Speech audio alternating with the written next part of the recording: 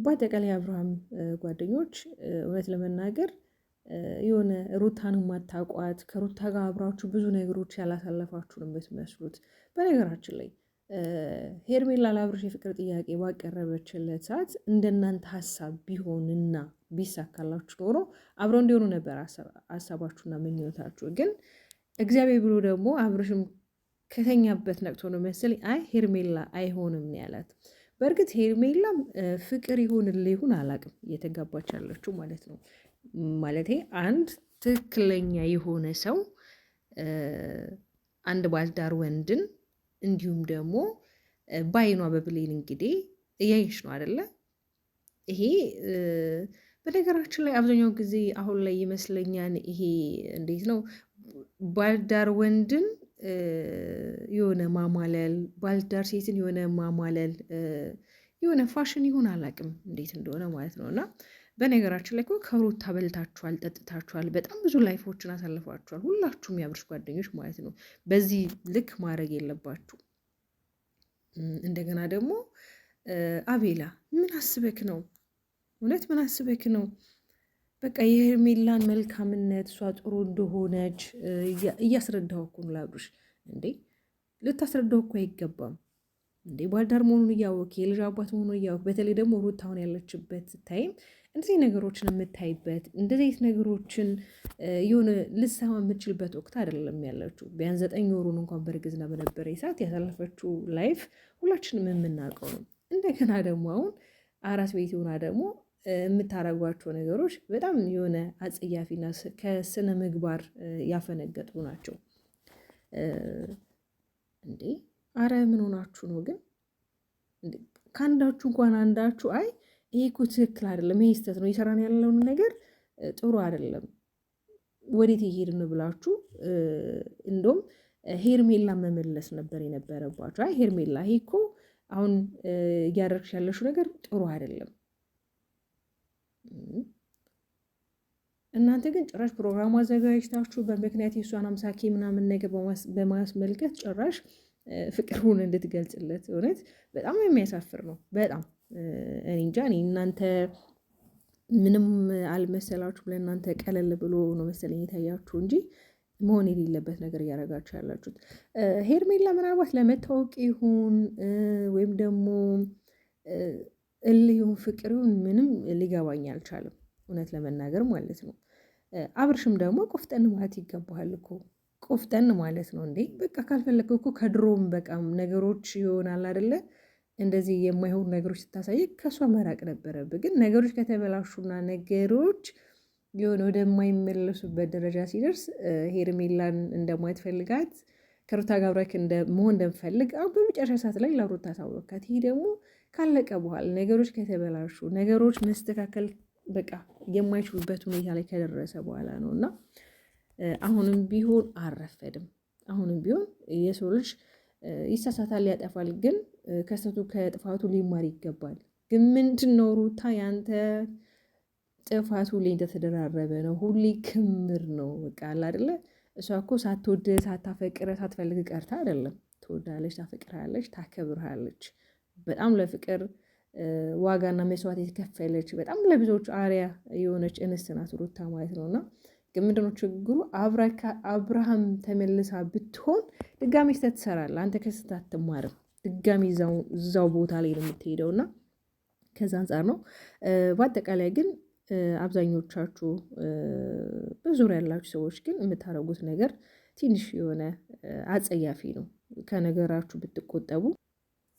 እንደገና ደግሞ በቃ ልክ እንደማታቋት በቃ ሩታን የማታቋት አይነት ሴት ሆናችሁ አብርሽ የፍቅር ጥያቄ እንድታቀርብለት ሄርሜላ እውነት እኔ በጣም ነው የገረመኝ። የማይሆን ነገር እና አውቃችሁ ነው። ሩታ እኮ አብርሽን ከእናንተ የበለጠ ነው የምታውቀው። እናንተ ምናልባት አብርሽን የምታውቁት ዘንጦ ለብሶ አምሮበት ነው አይደለ? ሩታ ደግሞ እኮ አብርሽን የምታውቀው ከነምኑ ልበላችሁ ከነምናምኑ የምታውቀው። ስለዚህ እንዴት አልጠይቃችሁም ምናምን ነገር ብላችሁ ዛሬ በተለይ ጓደኞቹ ሄዳችሁ ምናምን ነገር ጓላችሁ እንዴ? ኦኬ ስለዚህ እየሆነ ያለው ነገር የቀልድ ነው ወይም ደግሞ ድራማ እየሰራችሁ ነው ማለት ነው። ለምን እሱ ከሀገር ሊወጣ ከሆነ ከእሷ ጋር ስለዚህ እንዴት ፕሮሰስ ጨረሰ? በዚህ በጣም በጥቂት እንግዲህ 48 ሰዓት ሳይሆን ማለት ነው እንግዲህ ትላንትና ነው አይደል ይሄ ነገር የተፈጠረው። እንዴት ዛሬ ነገሮች ተስተካክለው ምናምን ነገር ይሄ ነገር ሊሆን ቻለ? እንዴት ከሀገር ሊወጡ ሊሆን ቻለ? ስለዚህ እየሆነ ያለው ነገር ድራማ ነው። አውቃው ነው ይህን ነገር እያደረጉ ያሉት ማለት ነው። ስለዚህ ሩታ ለምን ምናምን እያላችሁ ጓ የምትሉት እንዴ? በነገሮች ላይ እኮ ሩታ ምንም በቃ ምንም እኮ ጥፋት የለባትም። በቃ ምንም ያደረገችው ነገር የለም። ሰልችቷት እኮ ነው ልጅ ልጁንም እንዳያይና ልጁንም የከለከለችበት እንዳያይ ምክንያትም በቃ በሚመጣ ሰዓት የሚያሳያትና የሚያደርጋቸው ነገሮች እሷ ማትፈልጋቸው ነገሮች ነው እያደረገ ያለው ልጅ። ስለዚህ አንደኛ እሷ ማትፈልገውን ነገር እያደረገ ከሆነ እንዴ መናደድ አለባት? መናደድ የለባትም። ቢያንስ የእርግዝናዋን ወራት እንኳን በጣም በጭቅጭቅ በንዝንዝ በተለያዩ ነገሮች ነው ያሳለፈችው። ቢያንስ ይሄን አራስ ቤት እንኳን ጊዜዋን በአግባቡ መጠቀም ነበረባት። አብረካት መሆን ሊገባት ይችል ነበር። በቃ አብረካት ሆነክ ያሉትን ነገሮች አብረክ ልታሳልፍ ነበር የሚገባው። ግን እኔ ጓደኞቹ ግን በጣም ተገርሞኝ ነገር በቃ ከሄርሞላ ጋር አብረክ ተኝተ ካላየን አናምንም በቃ ነው እያላችሁ ያላችሁት። በነገራችን በጣም የምታሳፍሩት በጣም እውነት ሩታ ማለት እኮ ለእናንተ በጣም ብዙ መልካም ነገሮችን ያደረገች አላደለም መገኘት ባለባት ነገሮች ላይ ከሁላችሁም ጋር አብራ መታበረታታችሁ የምትደግፋችሁ ምርጥታችሁ ነች። እና ቢያንስ ሩታን እንደማታውቋት ሆናችሁ ይህን ነገር ማድረግ አልነበረባችሁም። ጭራሽ ከነመፈጠሯም እኮ የምታውቋት አትመስሉም። ነገሮችን በቃ እያንዳንዱ ነገሮች ስታደርጉ ማለት ነው። እና እንደገና ደግሞ ልጁ በራሱ እንዲወስን ፍቀዱለት። በቃ ተዉት ማለት ሕፃን ልጅ አይደለም። ማድረግ ያለበትን ነገር ያውቃል። ምን መሆን እንዳለበት የሚያውቃል። ስለዚህ አንዳንድ ጊዜ የሰዎችን አእምሮ እኛ ተቆጣጥረን እኛ በእነሱ አእምሮ እኛ እንድናስብ ማሰብ የለብንም። በተለይ ጓደኞቹ እውነት የምትሰሩት ስራ በጣም አጽያፊ፣ ነገ የምትጸጹበት፣ ነገ ለምን ብላችሁ የምታዝኑበትን ነገር እያደረጋችሁ ያላችሁት። ለምን እነዚህ ልጆች ነገ ተለያይቶ አይለያዩም። ቢያንስ በመሀል ልጅ አለና መገናኘታችሁ አይቀርም። እውነት የምትጸጹበትን ነገር አታድርጉ። ሩታ ደግሞ ጀግና፣ እኔ እንጃ ምን አይነት ጥንካሬ ነው ያላት።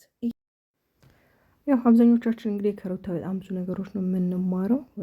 ያው የሰው ልጅ ትዕግስቱ የሆነ ገደብ አለው እና እሷ በቻለችው መጠን በምትችለው ልክ እንግዲህ ብዙ ነገሮችን ስለዚህ በዙሪያ ያላችሁ በተለይ ጓደኛ እያላችሁ ብዙ ነገሮችን እያደረጋችሁ ያላችሁ ልጆች ከድርጊታችሁ ብትቆጠቡ መልካም ነው። ነገ ዛሬ ባረጋችሁት ነገር ነገ በጣም የምትጸጸቱት በጣም ነው የሚሰማችሁ። እና ያው እንግዲህ ነገሮች አንዳንድ ጊዜ የሆነኛ በምንጠብቃቸው መንገድ ሲሆን ራሱ ነገሮች በራሱ የሚሄድበት መንገድ አለና ስለዚህ አብርሽም ደግሞ ቢያንስ የሆነ ወደ ራስ ተመለሰ ያረክ ያለውን ነገር ቆም ብለህ ብታስብ መልካም ነው።